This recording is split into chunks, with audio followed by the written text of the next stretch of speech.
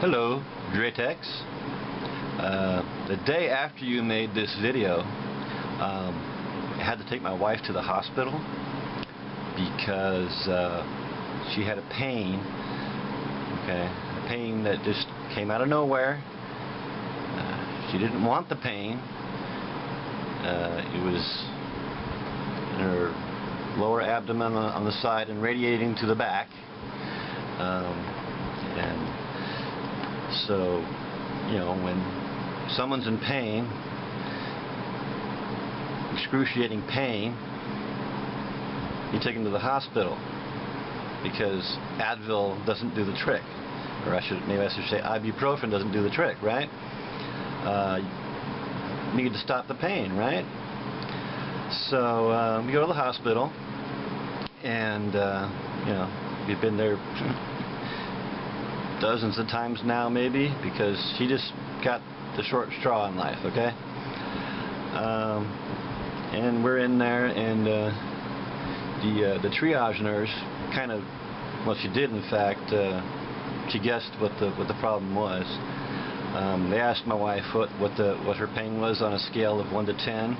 She said 8.5, and that, you know, made the nurse laugh, because even though my wife's in pain, she doesn't want to make the other people suffer because she's in pain, but she's in pain. Matter of fact, if she said an 8.5, I, and probably your average male out there, would say 10.5 or 11. So, yeah. Doctor comes in and tells, you know, we're going to do all the tests we usually do, blood test, urine test. We're going to do a CAT scan, see what's going on, and we'll get you some pain medication. And I quite seriously said, can I recommend Dilaudid? Because we had learned previously that morphine no longer works on my wife. It just doesn't work. I thought he took me seriously, but obviously, you know, I'm just some schmuck, doesn't know shit. So anyhow, we go to a room, an emergency room, and you know, my wife's hard to get an IV going on her, but they got one going, and the nurse came in with some morphine, and I said, I really think Dilaudid is the ticket. Morphine doesn't work on her.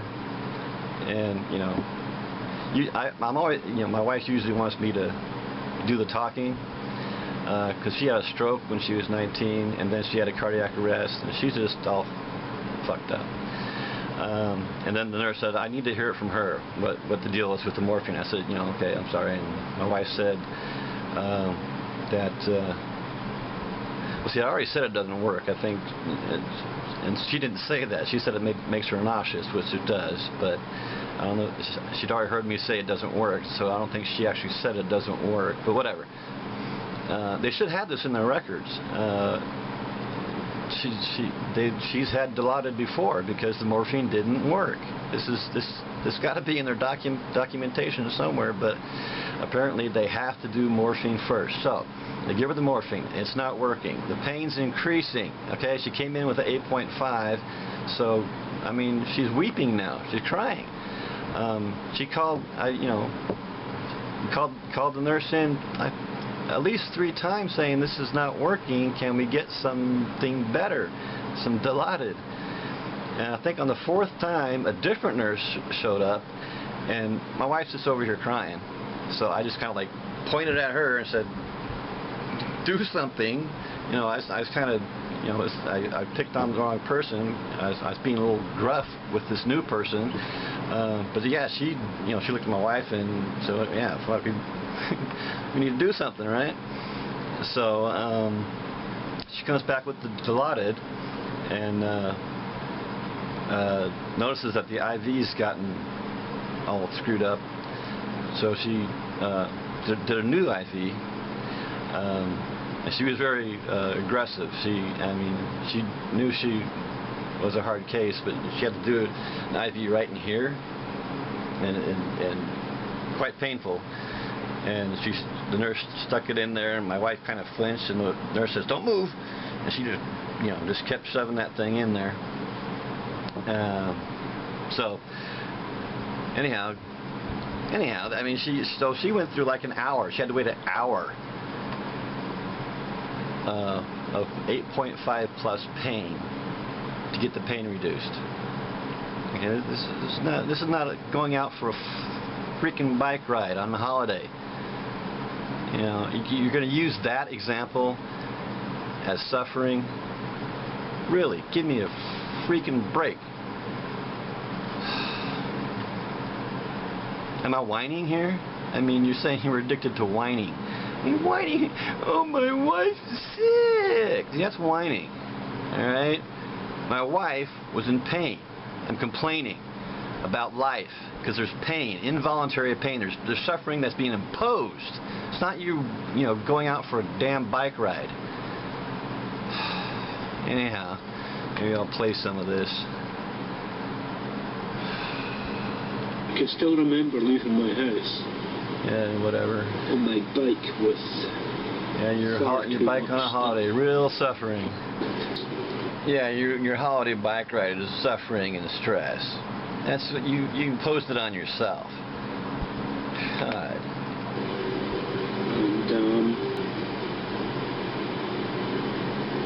And but why is that bad? That's up to you. If you want to do it, fine. That's not the kind of suffering we're talking about. We're talking about suffering that's being imposed on people. All the suffering my wife's gone through, and indirectly to me now, because I vicariously suffer when she suffers. To compare that to a bike ride, I mean, yeah, go for a bike ride. Pound your balls flat with a wooden mallet. I don't care. Okay? We're talking about suffering that is imposed. Real suffering that comes whether you like it or not. You seem to like this suffering, fine. Go for it. Why? Suffering is inherently bad is counterintuitive. Imposed suffering is bad. Inherently. If you want to suffer your own thing, you want to put yourself in a painful situation, fine. Don't put somebody else in that situation. Don't force me to ride the bike if I don't want to ride the damn bike. To believe it's not inherently bad. Yeah, whatever. But mostly net good. All that suffering is led. Suffering's a net good. No. Not imposed suffering, not suffering that comes along whether you like it or not. Especially if you don't like it. If suffering comes along, oh yeah, I was going to say, what ended up being was my wife was passing a kidney stone. And apparently that's a very painful thing. The physician's assistant said, yeah, whether it's a small kidney stone or a bigger one, they all have the same look on their face. They want it to stop. They want it to stop now. And yeah, the audit did work finally. Do something good. No, there's nothing good about a kidney stone. Nothing good. No, it's just suffering for suffering's sake. The only thing good was that the suffering stopped, but the suffering need not be. Alright, fucking kidney stone. Is that something, is that part of a grand design? No, it's an unintelligent design. Life is just full of unwanted, unneeded suffering. No, the default position is not sitting there waiting to die. The default position is that we got unintelligent design. That's, if you're going to nutshell it, that's it. This is just completely horrific. You even use the word horrific later on. But you seem to ignore that word horrific and just you misparaphrase the Efilism position. Yeah, I mean, Jay Sounder makes all kinds of videos, and they're not all about the suffering of life. his personal suffering. I mean, he talks about the whole big picture. You seem to want to focus on your little bike ride, and somehow that's going to counter the Efilism argument. Oh, I suffered during a bike ride that I voluntarily went on. There is something inherently bad about suffering that comes when you don't want it. If you don't want that suffering, it's inherently bad.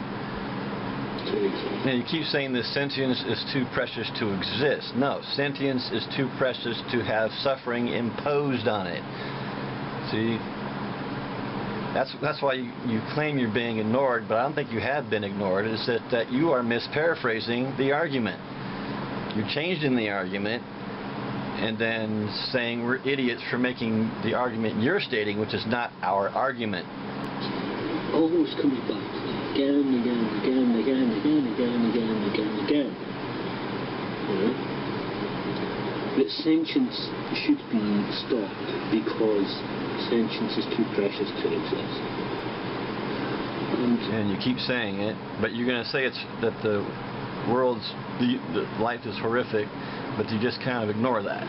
It's just the most stupid fucking thing I can think of.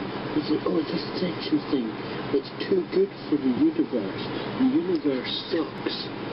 Yeah, there you go. The universe sucks. That's why sentience is too precious to come into a world that sucks. It's horrible. It's horrible. There you go. Do you disagree? If so, explain. I mean, have you not experienced anything horrific in your life? Have you not witnessed anything horrific? I see horrific things all the time. And hence, you know, sentience shouldn't be a part of it. And, exactly. You said it. The universe, life on this planet is too horrific to bring a sentient being into it. You're imposing a world of hurt on someone else. It's like, well, that's just the most moronic thing I could think of. Sentience. Explain why it's moronic to not want a sentient being in a horrific existence. Horrific existence. To exist. That's just so unbelievably stupid. Explain. You just state these things and you don't explain. Yeah. And that is throwing the baby out and keeping the bathwater. No, it's throwing out the baby in the bathwater. Throw everything out. The whole thing is failed. You got sentient beings being brought into a world of hurt. Some of them being hurt a lot more than others. In other words, it's an unfair experiment. People being basically tortured for no reason, except that somebody else decided they should come into a world of hurt. You know, and why did none of these things that I say, why are they never, ever acknowledged by these Efilism alone? I think you just state these things. You say this, you're not being acknowledged. Well, I'm doing it now. I'm acknowledging you. I'm acknowledging that you're just making assertions and not explaining them. It's never acknowledged and it's never refuted.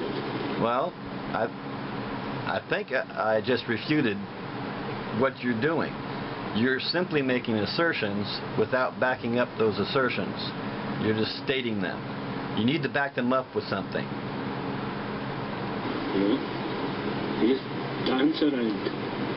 Fucking amendum just shouts around it, swears around it. Yeah, see, you're projecting, in my opinion, you're projecting your faults onto the Efilism. You say that the Efilism are dancing around your argument, but that's what you're doing. You're dancing around the Efilism argument. You're misparaphrasing. You're making statements that it's just moronic. You don't say why it's moronic. You stated that we say, you know, you didn't, kind of got stuck in there. You said that the world is horrific. Yeah, we're saying the world is horrific. Therefore, I mean, there's plenty of evidence to say that the world's horrific. I mean, insults around it. regurgitates the same mantras again and again. And you just repeat the same assertions again and again. You just, I don't know what's going on. I've seen responses to you, and you're ignoring them. You're just repeating, you're misparaphrasing. I'm repeating myself. Derived energy, his unfinished fucking responses just left dangling. Heroin churches just devolves into this moping, narcissistic fucking ennui. I mean, there's none of them that could really challenge it. The only one that could come close to challenging anything that I say is Trick. And Trick is just like, you know, just anything to fucking obfuscate, anything to just to try and take the conversation away from where it should be going and into some kind of dead end of fucking ridiculously absurd logic, you know. Yeah, you just accused Tech, I think Tech something, and you say he's obfuscating, but you don't give an example of how he's obfuscating. You're just making the claims and not backing them up. And it's like, why should I even try to argue with that whining voice, you know? See, you keep calling us whining. I mean, whining is a specific thing. It's, well, I don't want to go on living. That's whining, okay? We're complaining. There's a difference. That's, again, you're the one obfuscating. You see us complaining, and you change it to whining. I wake up at 8 o'clock in the morning and I eat like a cereal bar and drink some isotonic enriched water and then I cycle for 50 miles. Oh wow, boo-hoo. There's people in the third world drinking contaminated water, children drinking this contaminated water and dying of diarrhea or whatever the hell. And you're going to give us this, your example of suffering is eating a breakfast bar, drinking some nice clean water, and going for a bike ride. I mean, seriously, Great Tex, give me something else. I don't try and reason with that whining voice. As if that's something to whine about. You gotta be kidding me, man.